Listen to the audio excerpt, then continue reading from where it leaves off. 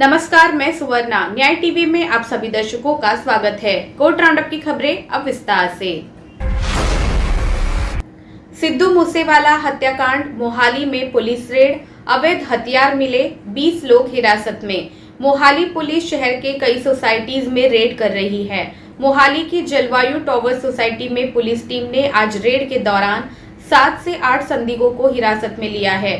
अभी तक मिली जानकारी के मुताबिक हिरासत में लिए गए संदिग्धों में से एक आपराधिक छवि वाले बदमाश की पहचान हुई है, जिसके सिद्धू मूसेवाला हत्याकांड से तार जुड़ रहे हैं। हालांकि पुलिस इस बारे में कुछ बताने से बच रही है।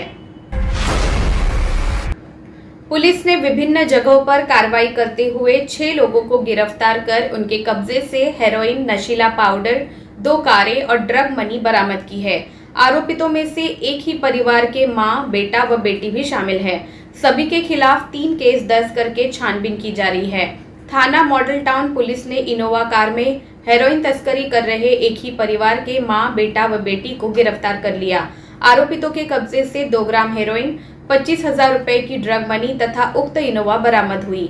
नशा तस्करों के खिलाफ छेड़ी मुहिम के अंतर्गत पुलिस ने बीते 24 घंटों के दौरान ये कार्रवाई की गई है। मद्रास हाईकोर्ट ने बुधवार को जल उपयोगकर्ता संघ के चुनाव के दौरान चुनाव अधिकारी सह राजस्व मंडल अधिकारी द्वारा की गई कथित अनियमितताओं की जांच के लिए सेवानिवृत्त हाईकोर्ट के न्यायाधीश के नेतृत्व में जांच कराए जाने की मांग करने वाली याचिका को खारिज कर दिया। चीफ जस्टिस मुनीश्वर नाथ भंडारी और जस्टिस एन माला की पीठ ने याचिका को खारिज करते हुए कहा कि याचिका जनहित के लिए नहीं बल्कि निजी हित याचिका है।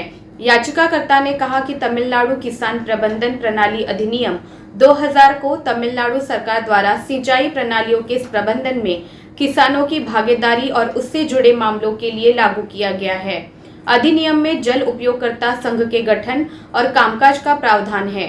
एसोसिएशन का मुख्य उद्देश्य किसानों की शिकायतों का निवारण करना और पानी के दुरुपयोग को रोकना और पानी की आपूर्ति को विनियमित करना है। तेलंगाना हाईकोर्ट ने हाल ही में अवमानना के एक मामले में एक आईपीएस ऑफिसर और 3 पुलिस अधिकारियों को 4 सप्ताह के कारावास की सजा सुनाई। जस्टिस जी राधारानी ने फैसला सुनाया। मौजूदा मामले में अवमाननाकर्ताओं ने अनेश कुमार के मामले में माननीय सुप्रीम कोर्ट के निर्देशों के अनुसार मामले की स्थापना की तारीख से 2 सप्ताह के भीतर आरोपी को धारा 41A सीआरपीसी के संदर्भ में पेशी का नोटिस जारी करने के न्यायालय के निर्देश का उल्लंघन किया था। दिल्ली की एक अदालत ने धन शोधन मामले मनी लॉन्ड्रिंग केस में गुरुवार को आम आदमी पार्टी आप के मंत्री सत्येंद्र जैन की प्रवर्तन निदेशालय की हिरासत 13 जून तक बढ़ा दी। मामले में 9 दिन की हिरासत समाप्त होने पर मंत्री को विशेष सीबीआई न्यायाधीश गीतांजलि गोयल के समक्ष पेश किया गया। एजेंसी ने जैन को पिछले महीने गिरफ्तार किया था। प्रवर्तन निदेशालय ने तब मामले में जैन की 14 दिन की हिरासत मांगी थी। एजेंसी ने गुरुवार को 5 दिन की हिरासत मांगी। केरल हाईकोर्ट ने मंगलवार को फैसला सुनाया कि स्थानीय निरीक्षण के लिए आयोग का गठन केवल अदालत द्वारा उन मामलों को सुनिश्चित करने के लिए किया जा सकता है जो विवाद में शामिल मुद्दों को स्पष्ट करने के लिए आवश्यक है।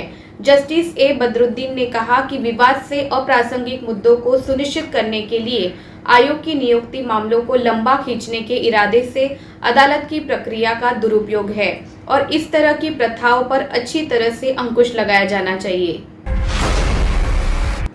मद्रास हाईकोर्ट ने बुधवार को कन्नगी मुरुगेसन ऑनर किलिंग मामले में मरुदु पंडियन की मौत की सजा को उम्र कैद में बदल दिया। मरुदु पंडियन कन्नगी के भाई हैं। अदालत ने कन्नगी के पिता दुरईसामी सहित अन्य की उम्र कैद की सजा की भी पुष्टि की। इसके अलावा 2 दोषियों को अपराध से बरी कर दिया गया। जस्टिस पीएन प्रकाश और जस्टिस ए नक्किरन ने विशेष अदालत कुड्डालोर द्वारा दिए गए एक संदर्भ पर आदेश पारित किए। दोषियों ने विशेष अदालत के आदेश के खिलाफ अपील भी की थी। दिल्ली कोर्ट ने बुधवार को दिल्ली के पूर्व मुख्य सचिव अंशु प्रकाश की रिवीजन याचिका को खारिज कर दिया, जिसमें मुख्यमंत्री अरविंद केजरीवाल, उप मुख्यमंत्री मनीष सिसोदिया और 9 अन्य को कथित हमले के एक मामले में डिस्चार्ज करने के आदेश को चुनौती दी गई थी। विशेष सीबीआई जज गीतांजलि गोयल ने SCMM सचिन गुप्ता द्वारा पारित आदेश को बरकरार रखते हुए कहा कि पुनरीक्षण याचिका में कोई दम नहीं है।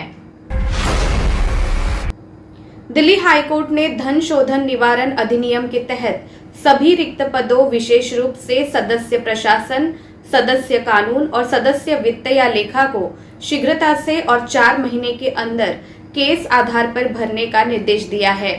जस्टिस प्रतिभा M सिंह ने कहा कि प्रशासनिक अधिकारी और रजिस्ट्रार के पदों के संबंध में भी उक्त पदों को शीघ्रता से भरने के लिए कदम उठाए जाएंगे। केरल हाईकोर्ट ने बुधवार को फिल्म निर्माता आयशा सुल्ताना को लक्षद्वीप पुलिस द्वारा 2021 में दर्ज FIR से उत्पन्न राजद्रोह की कार्यवाही पर 3 महीने की अवधि के लिए रोक लगाते हुए अंतरिम राहत दी। जस्टिस जियाद रहमान AA ने राजद्रोह के मामले में सभी जांचों और ट्रायल पर रोक लगाने के सुप्रीम कोर्ट के हालिया आदेश के आधार पर भारतीय दंड संहिता IPC की धारा 124A के तहत सभी कार्यवाही को रद्द करने की मांग करते हुए फिल्म निर्माता द्वारा दायर एक याचिका में अंतरिम आदेश पारित किया। फिलहाल बस इतना ही। अन्य खबरों के लिए जुड़े रहिए न्याय टीवी के साथ। नमस्कार।